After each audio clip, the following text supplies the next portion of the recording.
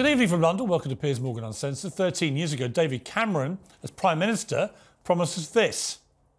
Today's figures show how far we have to go to reach our goal. They show that more than ever, this country needs a majority Conservative government which really aims to get net migration into the tens of thousands. Well, Cameron went on to spectacularly lose the Brexit referendum in no small part because his opponents promised us that leaving the EU would give Britain control of its borders. But it didn't. A succession of tough-talking Conservative leaders have delivered precisely the opposite result. Theresa May replaced Cameron after promising to slash immigration with a, quote, hostile environment. Boris Johnson then promised an Australia-style point system.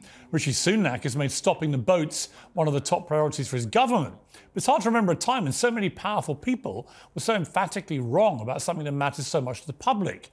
Today's immigration figures show net migration is at record levels. 745,000 people last year, which was way, way higher by 130-odd thousand than we were originally told.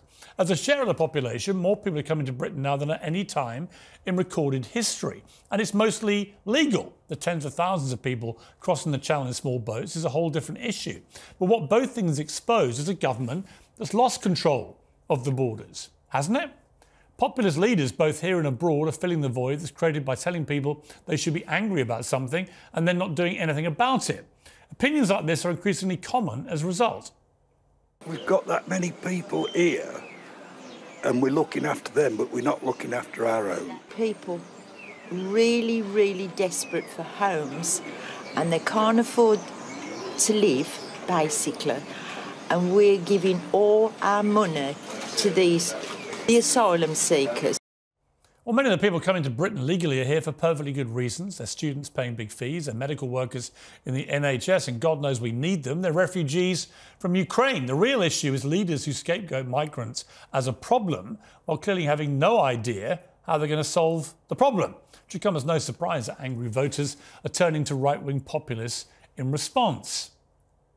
Well, I'm joined now by Talk TV contributors Esther Cracker and Paula Rowan-Adrian. And first, from Tel Aviv, the author and associate editor of The Spectator, Douglas Murray. Douglas, let's start with what's going on over there with you, and then we'll come to this migration story. A big day tomorrow in this war, a pause, the release of 13 hostages, we believe women and children. What is the feeling about this? You know, many people are saying from a distance that this looks like a sort of slow form of water torture for these poor families.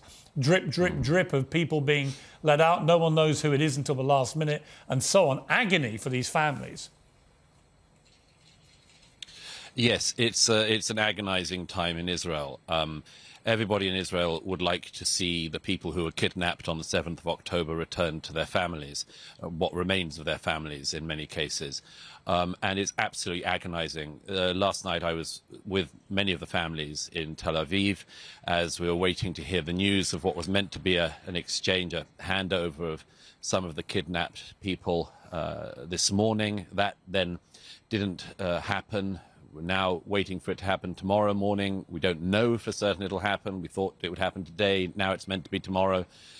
It's agonizing for the families. One mother this evening discovered that her 2 children are not on the list that has been given out to some families, telling them that their loved ones are going to be in the release tomorrow. And, of course, there are many families. One I was speaking with earlier, their son was 21. He was at the rave and was abducted by Hamas, stolen with 3 of his friends. He's 21. It's only people under the age of 18 that are being focused on at the moment, but many of the families feel, you know, they want them all home. And the problem, of course, that Israel is now in is a problem that Israelis know very well, which is the completely unfair exchange of the hostages. The Israeli government is talking about releasing 3 Palestinian prisoners, that is, people who have, for instance, been sent to prison in Israel for carrying out terrorist offences, releasing 3 of these people for every 1 child that Hamas are going to release. And there's an added kick to this. Sirwan, the head of Hamas in Gaza, who was the person who planned and led the operation on the 7th of October that killed 1,400 Israelis and led to these Israelis being kidnapped is a man who was himself released in just such a prisoner swap 10 years ago. That was when Israel released more than 1,000 people from Israeli prisons, Palestinians from Israeli prisons, and returned them for a single soldier, Gilad Shalit, who Israel, of course, wanted back. So there's a horrible kicker to all of this, a horrible kicker, that we've seen this before, these exchanges. The people being released by Israel are people who stabbed people in the streets, carried out brutal terrorist attacks. They're being returned for children. Douglas, is there any doubt that when this hostage release few days is over, that Israel will go back to attacking Gaza to get at Hamas? There are some people who hope that perhaps if this goes successfully over the next few days, that it may lead to a more permanent ceasefire. But is there any appetite for that, do you think, in the Netanyahu government? Well, it really is a very, very serious conundrum, this, because Hamas is carrying out what you accurately describe as water torture of the Israelis. It can drip out small numbers of the abducted Israelis, and it knows that, for them, these are golden eggs. They know how much Israel cares about every citizen who was stolen from their families. They know how much they care. They know how much they can drag out international pressure on Israel to have a ceasefire. They know that they can keep on promising releases and then let down the families again and again. The problem that Israel has is that Benjamin Netanyahu says that he wants to destroy Hamas. Most Israelis feel, I think understandably, they cannot live with Hamas. And yet, of course, as long as Hamas has some hostages, has the people who've been kidnapped, it can try to stop operations going on in the Gaza to destroy Hamas. It's an incredibly ugly equation. But it's one that Hamas has performed before, as has Islamic Jihad and other terror groups in the Gaza. They are playing a game not just regionally but internationally.